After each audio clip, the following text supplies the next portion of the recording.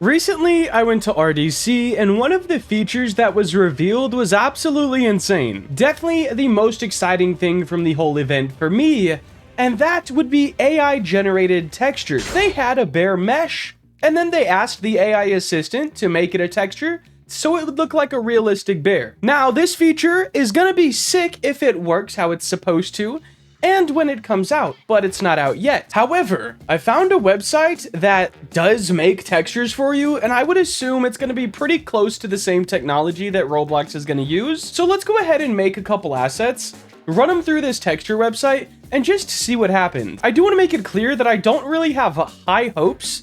Like, the idea of the whole AI texturing for you sounds cool, and they make it look good in certain videos, but I don't have high hopes for what AI can do, simply because Roblox already has a feature that you can AI generate materials, and I don't think I've ever gotten one that I was actually able to use in a game that didn't look goofy. But hey, if you have a different opinion or a different take on the AI stuff in studio already, let me know in the comments below. Now, for this video, I have this carnival tent that I made yesterday, and it's okay, I suppose. I did have it recently separated, but I just joined it back together for this video.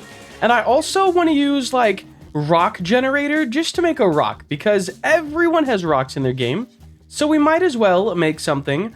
Let's make that a little bit lower poly, so roughness down. I want it to be a pretty smooth rock. Detail, we can move that to 1, and then I think that would actually be fine. Yeah, why not? That seems simple.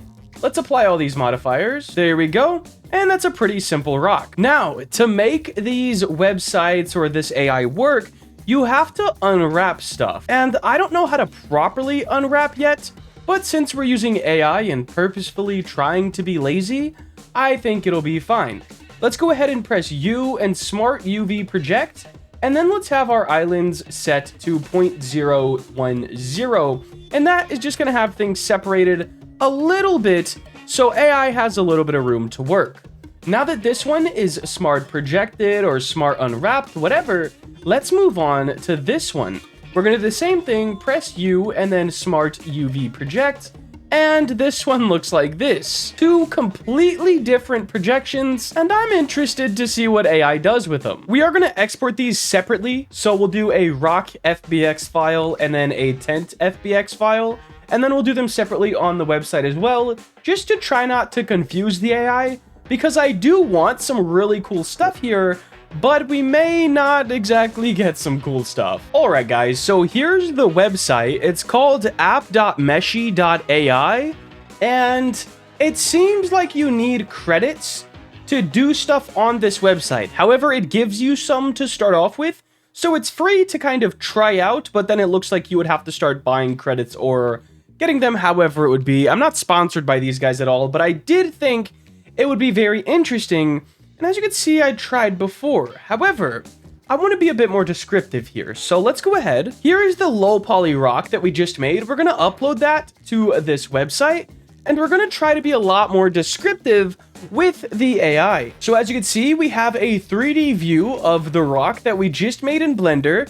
And over here, we have text prompts or concept art. This is actually interesting. Front view, other view, other view. So first we're gonna go with text prompt, and then we're gonna try that concept art just to see what the difference would be. So first things first, what is our object? This is a rock. Now our style, ancient style, HDR, highest quality, ultra detailed, got it. So we need to tell AI how we want this. Now, one thing that AI does not seem to understand on Roblox or any website I've tried is stylized or cartoon-esque, right? It just doesn't seem like it works. It definitely goes all towards realism. So we're gonna have to do a realistic prompt. For the prompt, I said super realistic gray rock with green moss on the top. Now, negative prompt. This is cool. You could tell the AI what you don't want. So right here, low quality, blurry, ugly, unnatural colors. I don't know what I don't want. I guess we'll say unnatural colors. And I'm gonna do a comma and say tiling. I don't know how to spell that, so this is probably wrong. Anyways, This says it's going to take 2 minutes and cost 15 credits. So, looks like we have 200. Let's go ahead and click generate and just see what this does for us. As you can see, we have a little generating bar on the top. Now, this is cool to sort of learn what AI can do with texturing. However, this one's paid. When it comes out in Roblox, it'll be free, and that will be sick. Even though I don't know how much it'll actually be used, I'm still gonna have to learn how to properly unwrap and texture by hand, because AI, well, it's not exactly as advanced as everyone thinks it is. Yeah, so this is actually exactly what we didn't want. We told it the object was a rock, right? So it got like a rock thing off Google, and it's a negative prompt. We don't want unnatural colors, which we didn't really get those, which is good. And we also said we don't want tiling. However, I may have spelled that wrong, but it like super tiled it. This would not be a usable game asset at all. So let's go ahead and try to delete everything here, and let's use a concept art. I'm gonna just get a rock PNG. I think this one looks good, so let's just save that. Okay, I had to get like 5 different images, and this is the one that actually worked. Now when you drag off Google, it doesn't always save as a JPEG or a PNG, so kind of sucks. Anyways, we have this on concept art, and we have a legit rock. So let's go ahead. This is 10 minutes and 30 credits, but let's give it a shot and see if it can be any more usable. Like, text prompt was a no-go. So hopefully with a rock, like it's a realistic rock.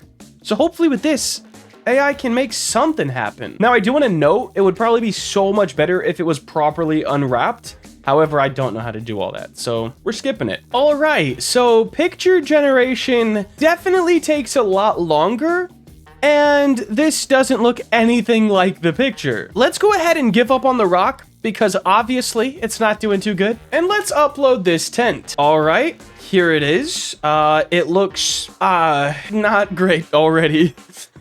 However, we're gonna do this. All right, text prompt, carnival tent, red and white tent, gradient, why not?